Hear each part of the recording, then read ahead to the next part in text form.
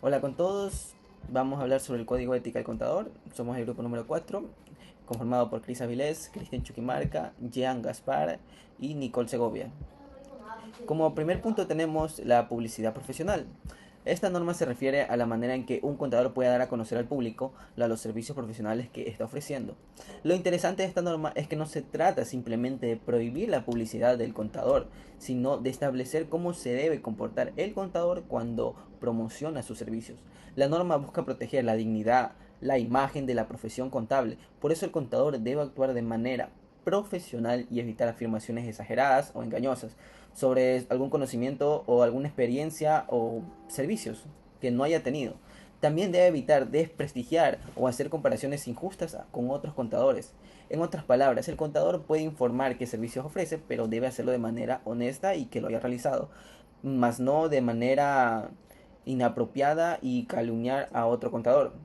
Siempre hay que hacerlo de manera honesta, objetiva y respetuosa. Bueno, en esta diapositiva vamos con un ejemplo de publicidad profesional. Aquí tenemos cómo un contador hace una publicidad profesional inadecuada, pisoteando a otro contador, que dice: soy el mejor contador de Guayaquil, tengo más experiencia que todos los demás y puedo lograr que pagues menos impuestos que cualquier otro contador. Se ve llamativo y todo, pero esto es muy incorrecto. ¿Por qué? ¿Por qué estaría mal? Porque el contador está exagerando sus capacidades, haciendo una afirmación que puede demostrar y además comparándose y desprestigiando a otros profesionales. Lo correcto sería: ofrezco servicios de contabilidad, declaraciones tributarias y asesorías financieras. Esto estaría bien porque simplemente está informando de lo que está ofreciendo, más no haciendo sentir o mentir, exagerar de sus capacidades ni atacar a otros contadores.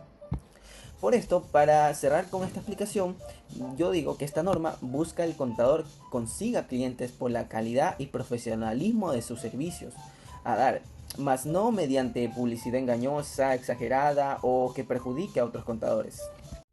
Bueno, la divulgación es la comunicación al público de hechos relacionados con un contador sin que exista la intención de realizar una promoción deliberada del contador.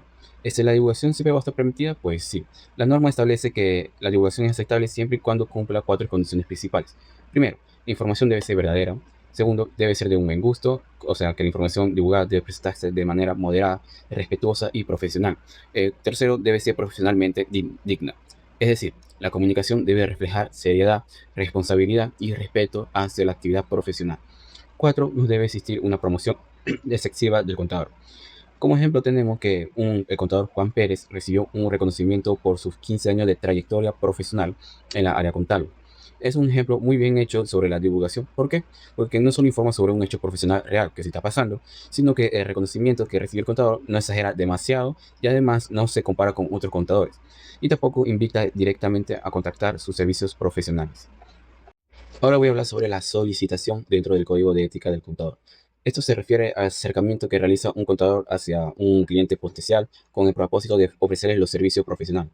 Es decir, ocurre cuando el contador o el profesional toma la iniciativa de contactar a una persona o empresa que podría ser su futuro cliente. Esta norma también establece unas restricciones muy importantes. La solicitación directa a un cliente potencial no es aceptable cuando no existe una invitación expresiva de ese cliente. O sea que la norma considera que estas conductas hacia los clientes contraria a los postulados generales del código de ética. Además, el contador no debe buscar clientes de manera directa, utilizando métodos que pueden afectar la dignidad de la profesión. O sea que la finalidad es poder evitar estas prácticas de captación de clientes que pueden considerarse un poco profesionales por su parte o desleales. La razón por la que existen estas restricciones es porque deben protegerse la dignidad y la reputación de la profesión contable. El código también establece que el contador debe conseguir trabajo profesional mediante una conducta ética, profesional y respetuosa, evitando presionar o perseguir a posibles clientes. Como ejemplo, tenemos que el contador Carlos encuentra una empresa que acaba de iniciar su actividad y quiere ofrecerle sus servicios contables a la empresa. Este es un caso de solicitación directa porque el contador se acerca directamente a una empresa que podría convertirse en su cliente sin que ésta haya solicitado previamente su servicio o anteriormente. La finalidad del contador es ofrecer sus servicios profesionales y obtener un trabajo. Por ello que la norma número 1 restringe por razones de ética y dignidad profesional. Ahora vamos a hablar sobre la norma de ética número 3. Esta está enfocada en tres principios fundamentales para el ejercicio profesional del contador: la integridad, la objetividad y la independencia. Estos principios son importantes porque orientan la manera en la que el contador debe actuar frente a las diferentes situaciones que puedan presentarse en su trabajo. No solamente se trata de tener conocimientos contables, sino también de mantener una conducta profesional adecuada y generar confianza en la información que se maneja. La integridad está relacionada con actuar de manera honesta y correcta. La objetividad con mantener un criterio imparcial. Y la independencia con evitar que intereses o influencias externas afecten nuestro trabajo. Ahora vamos a hablar de la integridad, que es uno de los tres principios que establece la norma ética número 3, en el cual el código señala que un contador debe ser recto, sincero y honesto en todos sus actos, especialmente al realizar su trabajo profesional. Cuando hablamos de rectitud, nos referimos a mantener una conducta correcta y actuar de acuerdo con los principios de la profesión. La honestidad, en cambio, implica actuar con transparencia y sin apartarse de la verdad, mientras que la sinceridad se relaciona con que las cualidades y actuaciones del contador sean auténticas y coherentes con sus responsabilidades profesionales.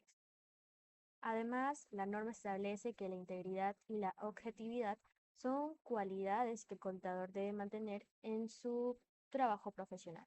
De hecho, señala que mantener estas cualidades constituye la esencia del trabajo profesional de cualquier contador.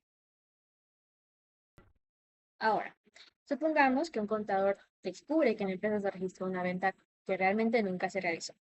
Sin embargo, su jefe le pide que mantenga ese registro para que los ingresos de la empresa parezcan mayores de lo que realmente son. En este caso, el contador debe actuar de acuerdo con los principios de rectitud, honestidad y sinceridad. Esto significa que no debe aceptar ni mantener información falsa, aunque su jefe se lo pida o aunque hacerlo pueda beneficiar a la empresa. Por lo tanto, lo correcto sería informar que la venta no se realizó y corregir el asunto contable. De esta manera, pues la información financiera será verdadera y confiable. Y el contador estará actuando de manera ética y profesional. El siguiente principio es el de la objetividad. Eso significa que el contador debe actuar de manera imparcial, es decir, que debe tomar sus decisiones profesionales basándose en hechos y evidencias, y no dejarse influenciar por sus opiniones personales, prejuicios o preferencias. Por eso, la norma establece que el contador no debe permitir que el prejuicio o la predisposición afecte su criterio profesional. Esto implica, en primer lugar, actuar de manera imparcial. También evitar que nuestros propios prejuicios influyan en la forma en que analizamos una situación y evitar cualquier predisposición que pueda afectar nuestra decisión. Esto especialmente es importante cuando el contador debe emitir una opinión profesional sobre los estados financieros, porque su análisis debe estar basado en información objetiva y verificable. Entonces, podemos decir que la objetividad permite al contador mantener un juicio imparcial respecto a los hechos que analiza, garantizando que sus decisiones profesionales sean confiables y estén fundamentadas en la realidad y no en intereses o preferencias personales. Aquí podemos observar una situación que puede afectar directamente la objetividad del contador, cuando existe una relación financiera con el cliente. La norma de ética número 3 señala que si el contador tiene algún tipo de interés financiero con su cliente, esto puede influir en su criterio profesional. Incluso, una persona razonable podría considerar que la objetividad del contador ha sido afectada. ¿Y cómo puede presentarse esta situación? Por ejemplo, cuando el contador tiene intereses financieros directos o indirectos con el cliente, es decir, que cuando puede obtener algún beneficio económico relacionado con esa empresa. También puede ocurrir cuando el contador es administrador, fideicomisario o albacea de un patrimonio que tiene intereses financieros en la empresa cliente. Y otro caso sería cuando el contador tiene préstamos con el cliente o con alguna persona que tenga un cargo importante dentro de esta empresa, como un funcionario, un ejecutivo, director o un accionista principal. Entonces, lo importante aquí es entender que una relación financiera puede generar un conflicto de interés, porque puede hacer que el contador deje de actuar de manera completamente imparcial. Por eso el contador debe identificar este tipo de situaciones y evitar que sus intereses económicos personales influyan en su juicio profesional. Bueno, continuando con las normas de ética, empezando con la independencia, que esta norma indica que todo contador público pues tiene que actuar con rectitud y bueno, ser honesto y también ser sincero en todo momento, específicamente sobre la independencia, ya que este dicta que todo auditor profesional, contador, debe ser y parecer libre de cualquier interés, ser independiente de todo, que no pueda comprometer su integridad o actividad con cosas externas. ¿Cómo se implica esto? Pues, por ejemplo, gozando de una libertad de plena conciencia para emitir juicios profesionales sin la presión de algún ente externo. De ahí, no ser influenciable por terceros o intereses ajenos a sus deberes estrictos. También debe poseer tres libertades fundamentales: la libertad de criterio, o sea, que pueda dar su opinión de manera libre; la libertad de acceso a la evidencia, o sea, que no se le prive de información que sea relevante; y la libertad de opinión, bueno, lo que mencioné. La libertad de criterio, que sería que pueda ser verídico con la información que va a brindar, y la de opinión, que va a ser con oiga, el nombre de sus opiniones al respecto del caso. Y aquí una frase importante que mencioné, que sería: el contador debe ser y parecer libre de cualquier interés que pueda comprometer su integridad u objetividad, y la objetividad. Continuando con un ejemplo que pueda ayudar en este tema, ¿no? Pues sería que, pues en este caso, hay dueños de empresa que presionan al contador y están afectando ya su independencia.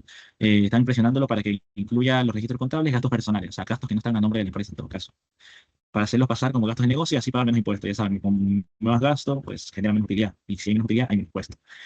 También podrían solicitar que se omita o oculte información financiera relevante en los informes. Aquí lo que se debe hacer es mantener la independencia, ponerse con rectitud, imponerse, imponer su independencia, y que el contador rechace estas presiones.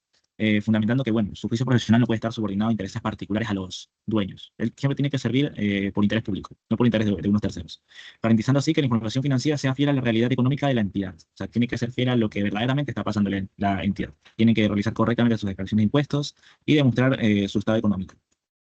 Como conclusión de grupo, pues bueno, se puede resumir tres puntos clave. Primero, que la independencia y los tres principios anteriores mencionados, la integridad y objetividad, son pilares de confianza. O sea, los tres aseguran que el trabajo sea digno de fe pública. Y aquí entra otro, bueno, que al mantenerse libre de intereses personales o presiones externas, que es el objetivo de las tres, de independencia, la integridad y la objetividad, pues el profesional asegura que su información financiera brindada sea una representación fiel de la realidad que está presentando la entidad contable, o, bueno, la persona jurídica, y no sea un reflejo de los intereses de los terceros, de las personas que sean, ya sean los directivos o los dueños.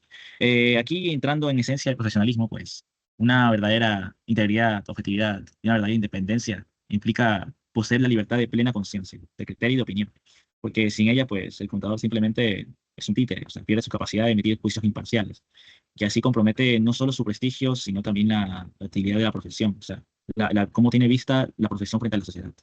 Y eso, bueno, pues empeoraría mucho las cosas por cómo se están llevando. Entendido esto, muchas gracias por la atención. Espero que se haya comprendido y que les haya gustado la información.